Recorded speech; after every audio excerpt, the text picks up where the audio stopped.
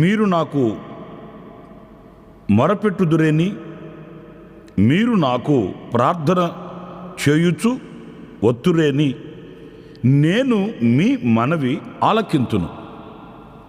ఇక్కడ నేను మీతో చెప్పాలనుకున్న మాట ఏంటంటే, మన మనవి ఆలకిస్తానని ప్రభు చెప్తున్నాడు. మనం చాలాసార్లు అనేక విషయాల నిమిత్తమై ప్రార్థన చేస్తుంటాం, ప్రభు సన్నిధిలో గోజారుకుంటుంటాం. ఎందుకు చేస్తాం ప్రార్థన?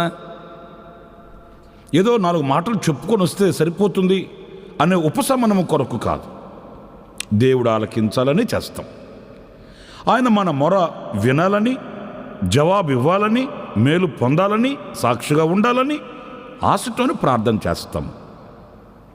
అదే సందర్భంలో ఎవరికి అయితే మనం మనవులు చెప్పుకుంటున్నామో ఆయన దగ్గర